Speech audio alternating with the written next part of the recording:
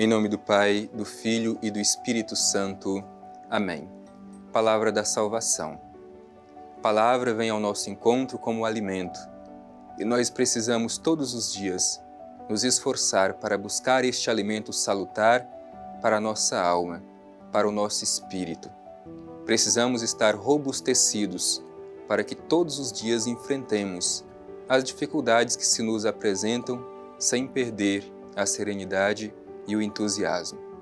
Por isso, mais uma vez, carinhosamente, o Senhor nos dirige a sua palavra para nos encorajar. Vamos acolher com amor, com atenção e com muito carinho a sua palavra e permitir que ela nos ajude a ter convicção da nossa fé e procuremos vivê-la no concreto da nossa história.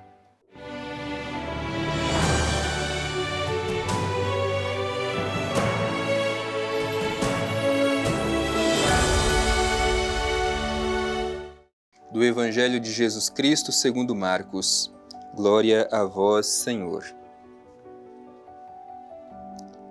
Depois que João foi preso, veio Jesus para a Galiléia, proclamando o Evangelho de Deus.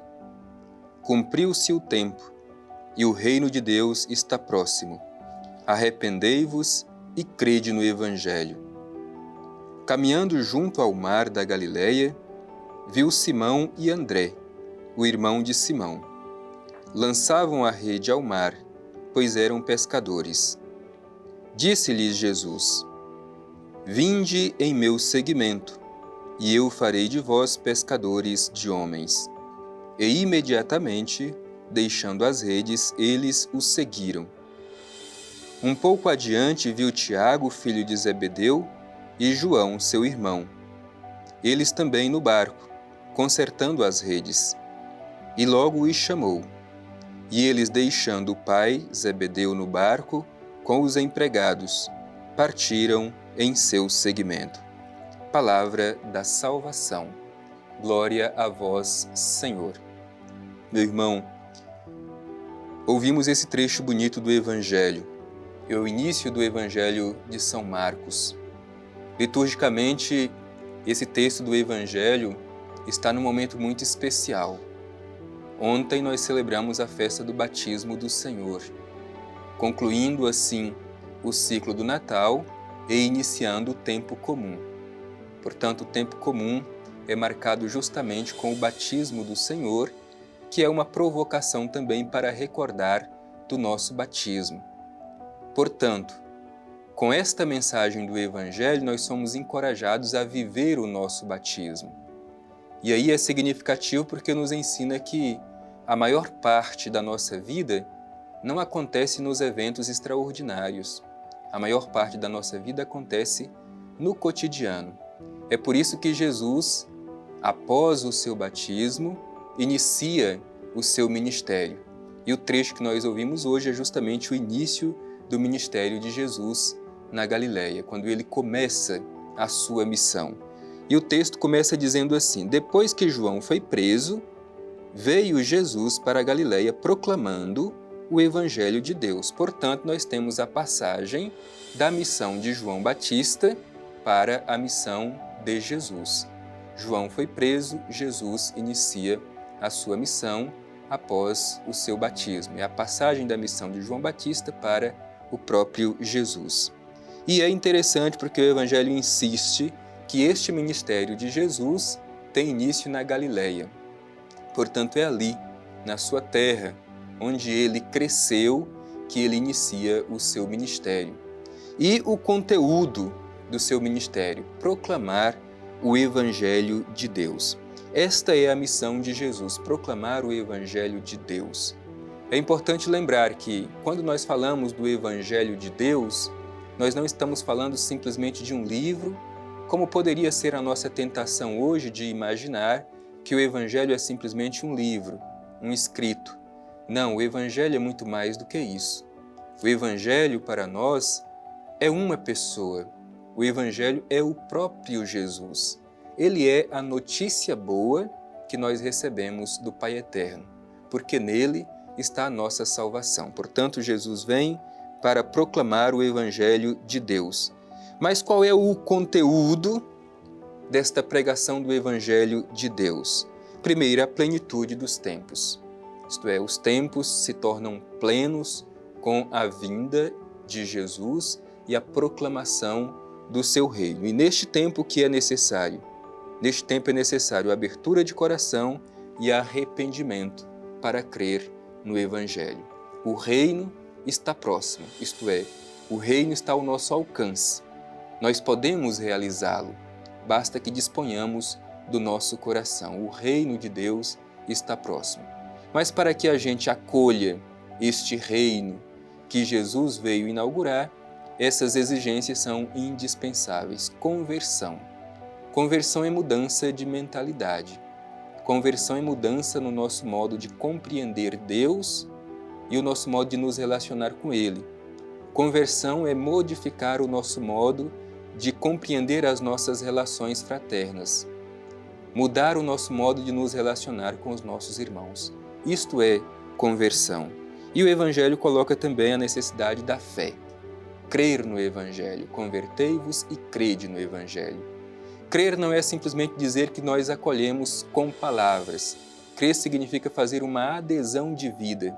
Isto é, aquilo que Jesus nos propõe, eu deixo que se torne carne na minha carne. Eu vou procurar vivenciar isto na minha vida. E depois, o Evangelho, de uma forma bonita, nos diz que Jesus não quis realizar esta missão sozinho. Ele chamou companheiros para compartilhar a sua missão.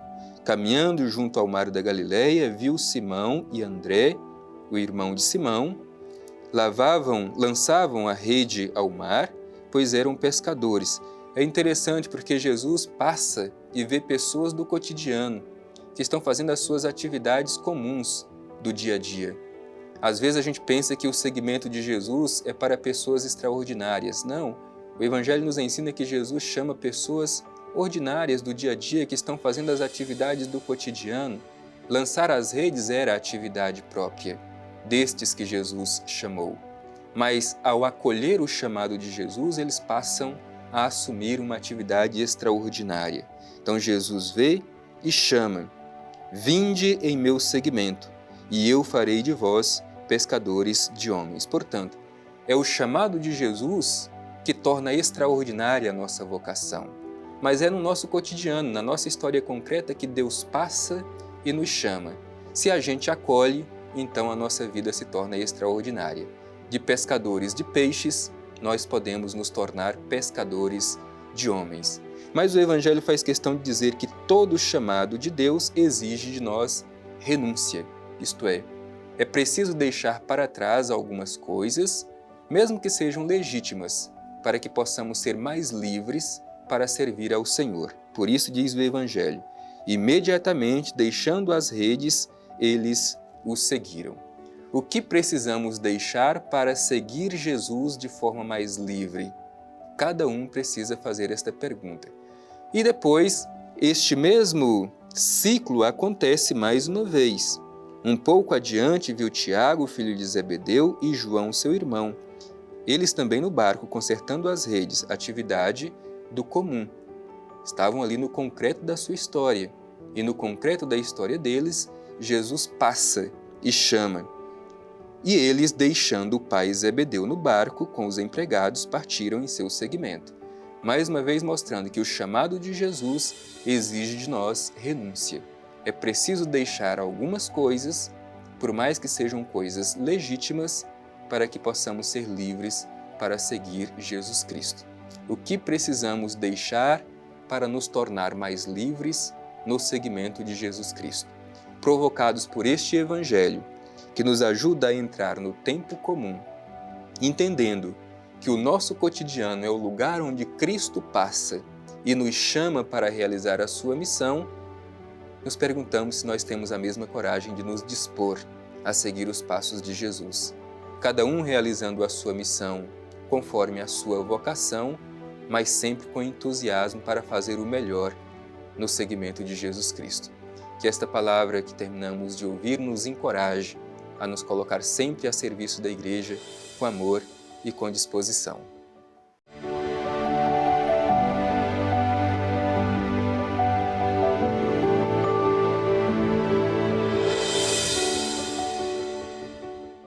palavra de Deus nos ajuda a compreender que Jesus realiza a sua missão, mas Ele deseja contar com cada um de nós como colaboradores para a sua missão.